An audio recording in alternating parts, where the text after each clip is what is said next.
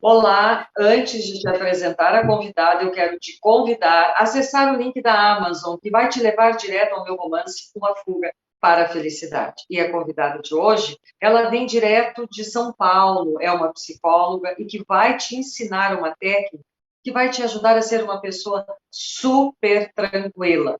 Tudo bem, Michele? Como vai? Tudo bem, Rosane, e você, como está? Muito obrigada pelo convite.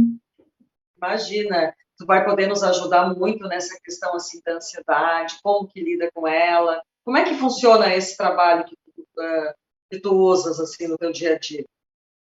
Sim, esse trabalho que eu venho a você, ele se chama Mindfulness ou atenção plena. Atenção plena, ela é uma forma de filosofia, né, que existe há muitos anos e também algumas abordagens da psicologia utilizam ela. Mas, com o decorrer do tempo, existiu uma prática, existe um programa de mindfulness que ele é guiado para você conseguir levar a sua atenção de forma direta para o que você estiver fazendo. Então, é o que eu chamo de ancorar, é você estar presente no aqui e agora. Dessa forma, você é capaz de reconhecer o que está acontecendo no seu corpo e na sua mente, tanto de forma interna como de forma externa. Dessa forma, você consegue agir diante a ansiedade ou as situações estressoras.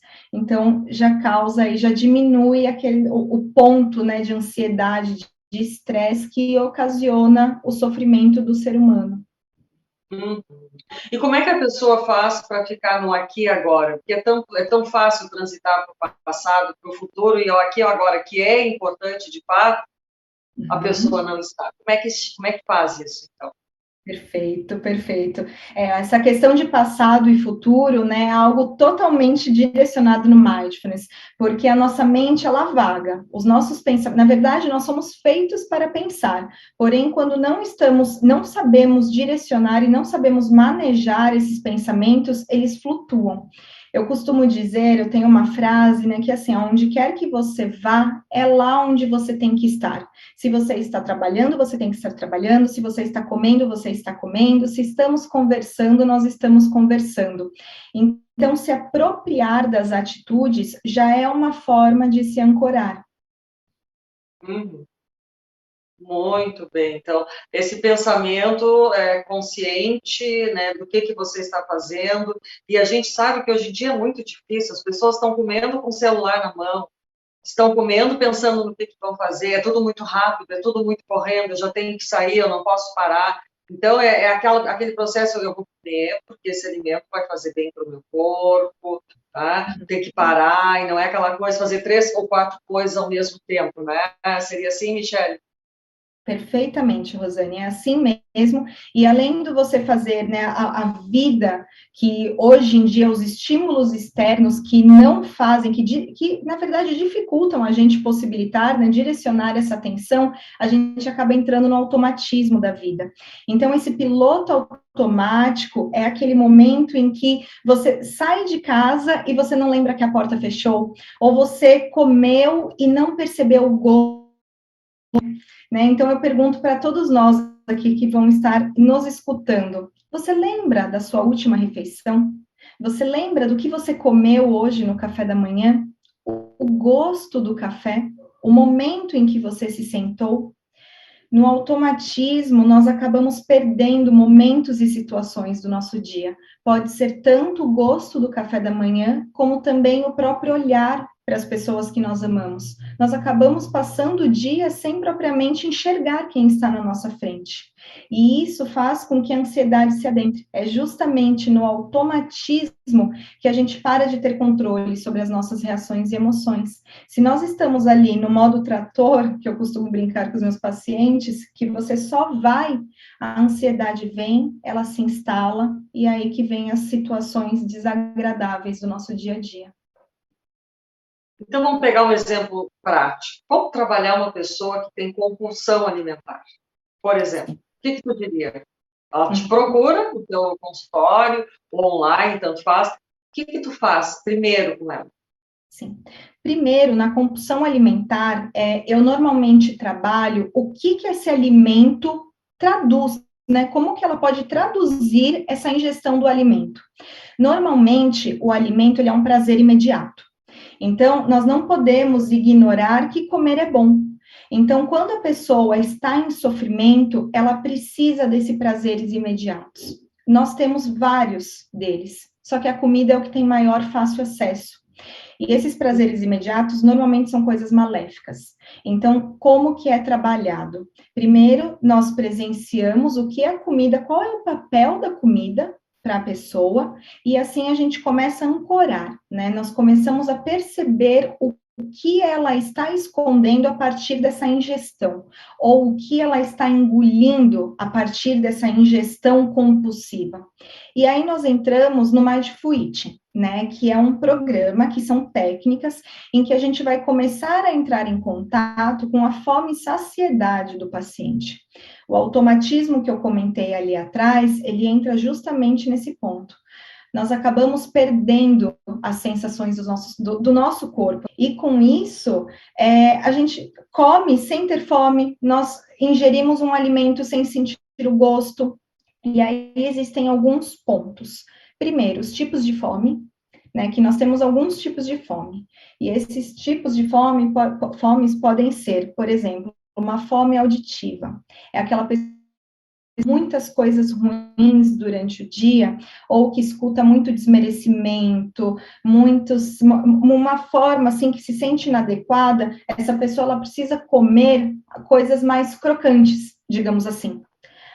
A fome emocional é aquela pessoa que sofre de relacionamentos, né, ou qualquer outra coisa, ela normalmente precisa de um doce para liberar hormônios para ela se sentir bem.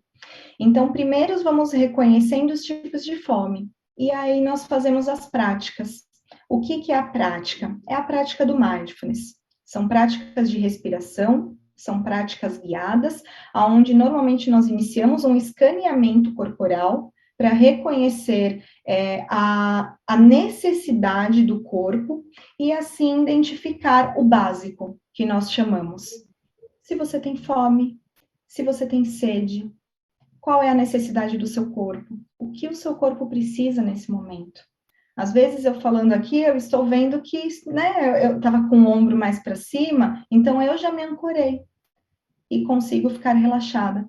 A pessoa que está no automatismo, ela não tem essa percepção. Então, ela vai naquele modo trator. Uhum. Tá, e diz uma coisa, e que mais, assim, qual é o outro ponto? Tu descobriu qual é o tipo de compulsão dela, e aí como é que tu vai trabalhando? Por exemplo, o emocional. Uhum. O emocional, aí seria na parte da psicoterapia, para conseguir compreender o que nós precisamos preencher que não seja preenchido com a comida. Um exemplo prático muito próximo de mim que eu trabalhei atualmente, rigidez. Então, a pessoa, ela era rígida e, né, perfeccionista, que se ela comia uma coisa errada, ela já ia para compulsão. Então, assim, já foi uma vez, então eu vou para tudo. E aí ela entrava num ciclo de compulsão. Outra questão, era uma insatisfação profissional muito grande. Então, quando essa pessoa ela estava num vazio, em um momento avulso do dia dela, ela comia. Então, é uma outra questão. Uma outra questão, sofrimentos parentais. Essa pessoa, ela não era vista pelos pais, ela entra em uma compulsão alimentar, né, chega a uma obesidade para chamar atenção. Então, é necessário ver o ponto crucial e assim trabalhar. O Mindful Eating entra com técnicas para você conseguir controlar a alimentação, mas para tratar na psicoterapia. Tá, e aí descobriu o caminho, descobriu o motivo, e entra mais algum processo nisso que a gente está vendo, mais alguma outra situação, depois que a gente identificou tudo, o que está levando à compulsão, qual o tipo de compulsão, qual é o próximo passo? O próximo passo entraria o programa de Mindfulness, porque o Mindfulness, depois de tudo que nós conversamos aqui, existe um médico, que é o John Kabat-Zinn, ele criou um programa de 8 semanas, que é justamente com práticas, teorias e técnicas direcionadas para cada situação do paciente. Então, o primeiro programa que foi criado foi em um hospital para pacientes com dores crônicas. Ele iniciava uma prática a cada 2 semanas, ele foi percebendo um benefício muito grande nos pacientes, e assim ele foi direcionando para outros pacientes. Naquele momento, foi para dor crônica, diabetes, câncer, hipertensão, diversas patologias, e a obesidade. Quando ele começou a fazer um estudo longitudinal, né, e também fazer embasamentos científicos, ele começou a ver um benefício muito grande nesses pacientes, tanto em doentes crônicos, como ansiosos, estressados, pessoas deprimidas, como também em obesos. Então, existe um apanhado aqui, existe um estudo que mostra que pacientes obesos que fizeram o programa de mindfulness emagreceram mais e mantiveram o peso depois de 6 meses após o programa. Então, e hoje tem vários embasamentos científicos do programa de Mindfulness. Então, o passo é esse. É um programa que existe uma formação, então o profissional ele se forma para passar, né, para ensinar esse programa, que é um programa de 8 semanas, de 1h30, mais ou menos, em que existe a teoria e prática ali diretamente com o paciente. O mindfulness é para a questão de foco, atenção, você alcançar resultados no trabalho, no estudo, estresse e ansiedade. O Mindful Eating é um braço do Mindfulness que é focado para você ter esse reconhecimento de fome, saciedade, ter reconhecimento de necessidades físicas e, consequentemente, aceitação corporal e a melhora da compulsão alimentar. Muito bem, muito bacana. E assim, ó, e quem está nos assistindo e não tem como pagar esse processo ou fazer isso, o que tu pode dizer para ela em casa mesmo conseguir ajuda? Sim. Existem as práticas informais, que nós falamos da atenção. Um exemplo, eu posso passar aqui uma rápida também, né, mas uma prática informal. Vou passar 2 bem rápidas. Essa é uma prática de mindful eating. Então, um exemplo, você vai tomar um café. Pare por 2 minutinhos, não é muito que eu peço. 2 minutinhos, sinta o cheiro do café. Esse cheiro te agrada? Coloque um gole do café na sua boca. O gosto te agrada? Sinta ele descendo. Sinta você engolindo o café. Qual é a sensação que você tem quando o café chega ao seu estômago? Ele te agrada? Se sim, você tomaria mais um gole? Se for, pode tomar. Se não te agradou, pode deixar a xícara de lado. Isso eu faço muito com refrigerante, com chocolate. Eu tive uma paciente uma vez que ela fez isso com refrigerante e depois ela falou: eu não gostei da sensação do refrigerante. Ela me causa mal-estar e deixou. Então, isso você pode fazer tanto no café, como na alimentação, como em uma refeição no dia. Veja, faz um teste. Você comeria? Daria mais uma garfada? Daria mais uma mordida? É isso que você gosta mesmo? Tem alguns queijos processados que você coloca na boca e fala: isso não tem gosto, né? Por que eu vou comer mais? Então, escolha algo que você goste. Esse é um ponto. Você ter autonomia, autorresponsabilidade também com o seu corpo. Um ponto do mindfulness para estresse, ansiedade, consecutivamente ajudando, pode ser a hora do banho. Então, pare um momento. Né? No banho, normalmente, quando nós vamos tomar banho, nós pensamos a roupa que nós vamos vestir depois, o que aconteceu no dia, o que nós vamos fazer, tudo. No banho passa todos os pensamentos, menos você estar tomando banho. Então, tome banho. Pare um momento, sinta a temperatura, use a parte sensorial que nós temos, recursos pessoais que nós temos. Então, sinta a água passando pelo seu corpo.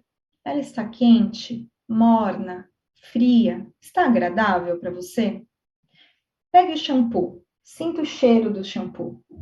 Ele é bom? Agora encoste no sabonete, sinta ele. Sua atenção desviou? Vieram pensamentos? Tudo bem, não tem problema algum, nós somos feitos para pensar. Apenas volte a sua atenção para o sabonete. E assim consecutivamente. Se estiver de banho à noite, apague a luz. Esteja plenamente atento. Não tire estímulos.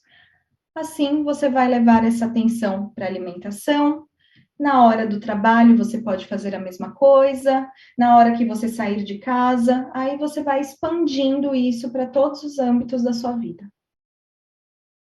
Muito legal. Uhum. É ter realmente consciência dos seus atos, né? Do que estou aqui e agora. Essa técnica é muito assim, né? O que você realmente...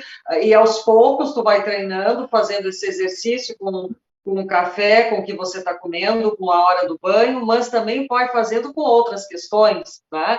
Não sei se tu... Alguma coisa para o sono, para a pessoa que não consegue dormir, tem alguma técnica? Tem uma técnica bem simples, né? Eu estou falando agora técnicas informais, tá? Que são as técnicas que nós podemos usar todos nós a todo momento. Se você está com dificuldade de dormir, primeiro sinta o seu corpo sobre o colchão. Como que é a sensação? Desde os seus pés até a sua cabeça. Sinta como que é a sensação da sua cabeça no travesseiro. Como que é o toque da sua pele com o lençol? Como que é o toque da sua pele com o cobertor? Esteja plenamente atento nesse momento. Agora foque na sua respiração. Sinta o ar entrando pelas suas narinas, passando pelo céu da boca, descendo pela sua garganta, enchendo os seus pulmões, até inflar todo o abdômen. Comece a acalmar, a diminuir os seus batimentos cardíacos. Quando os batimentos cardíacos começam a diminuir, a oxigenação do sangue aumenta, a pressão arterial diminui e fisiologicamente você começa a se acalmar. Então, você sai um pouco daqueles pensamentos e volta novamente para o aqui e agora. Muito bem. E quando a pessoa perde o sono de noite, faz esse mesmo processo ou outra dica? Não, pode ser esse mesmo processo. Normalmente, quando a gente perde o sono no meio da noite, normalmente é um sinal de ansiedade. Então, normalmente as pessoas acordam achando que já está no meio de uma avenida barulhenta, né, de tantos pensamentos. Tá lá, só que está deitado.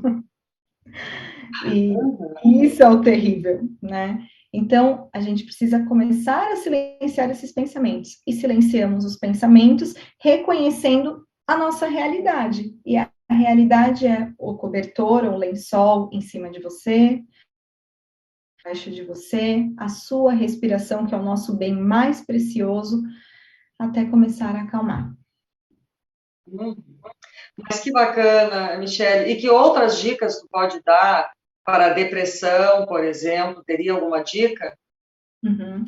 A depressão é um ponto um pouco mais, eu costumo falar que é um pouco mais delicado, porque normalmente existem dores mais profundas, né? Mas, um exemplo, o mindfulness, ele trabalha muito a questão do autoconhecimento, ele fortalece, ele disponibiliza bem-estar e qualidade de vida, porque você vai sair daquele futuro passado e vai estar presente no agora. Se nós pensarmos em uma imagem rápida, no passado, nós ruminamos memórias. Então, normalmente, está mais apto ao paciente ter um quadro deprimido.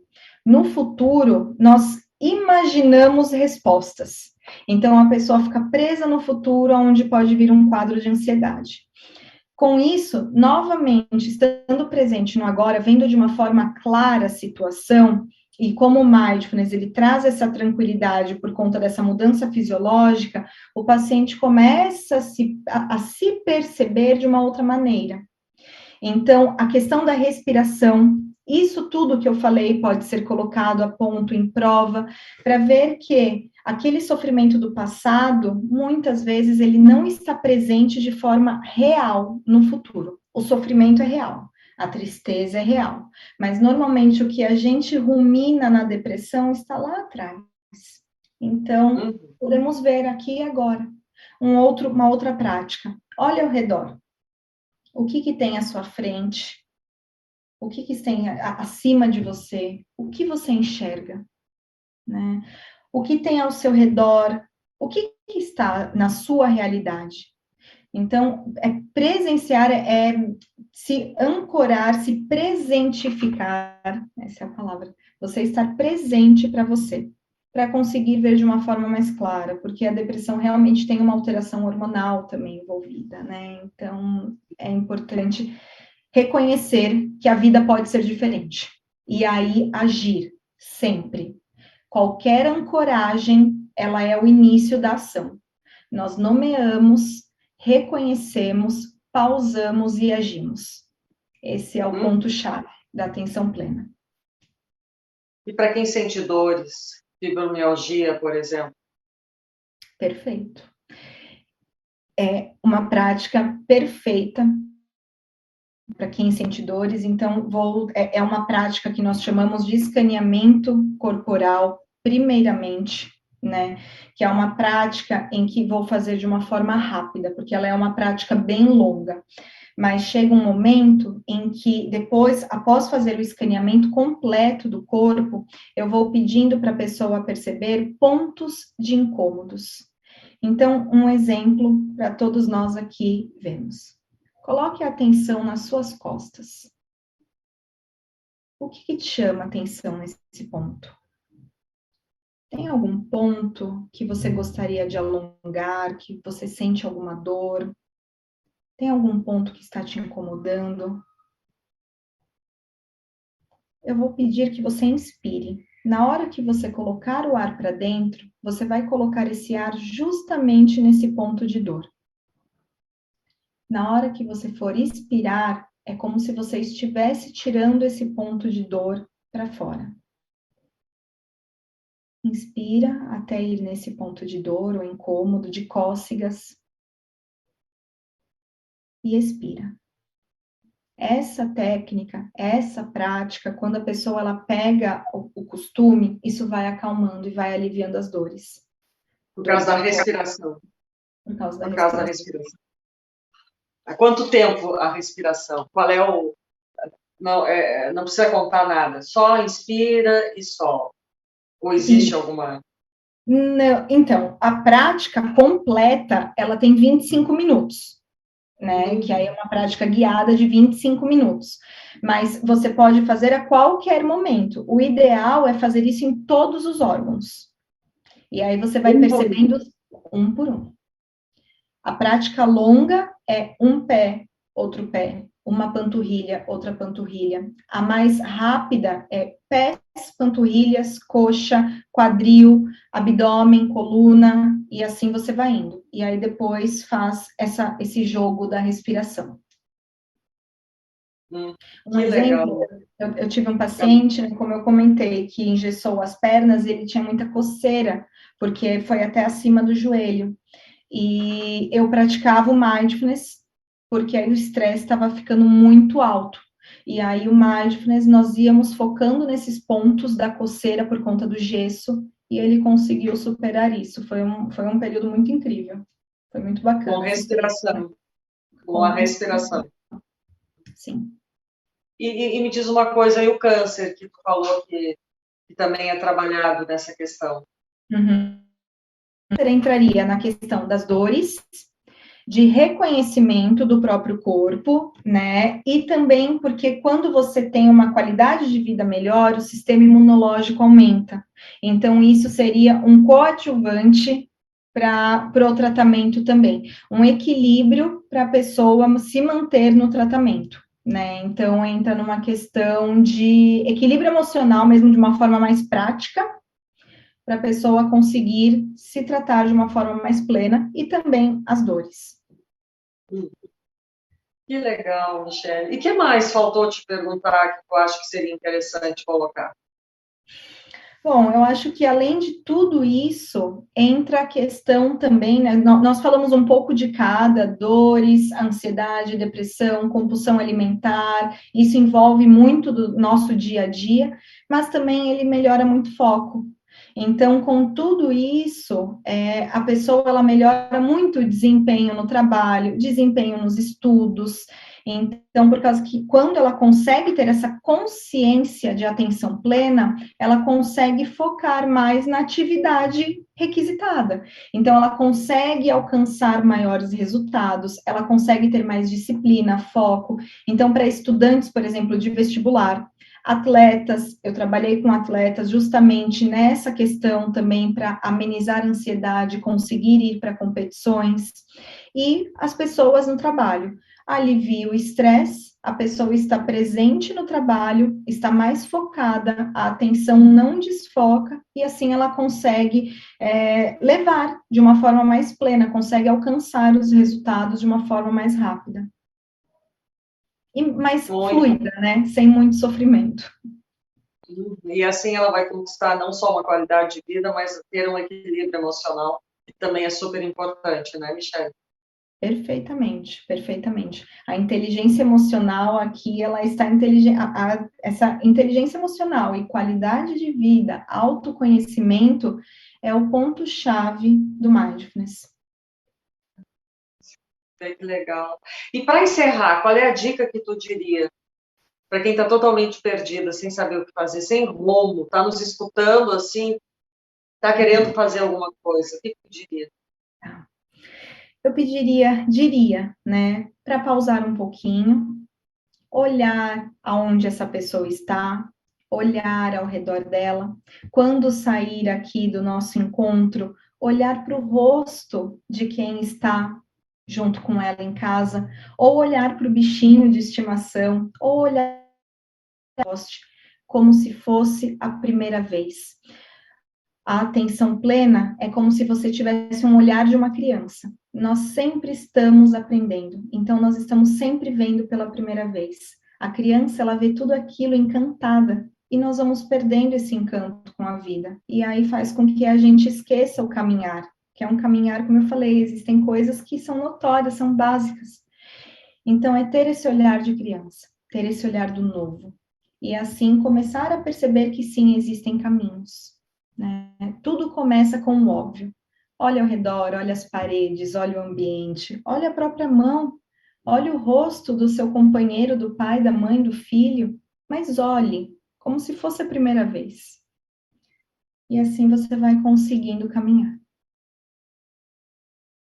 Uma coisa tão simples, o olhar, mas é tão profundo,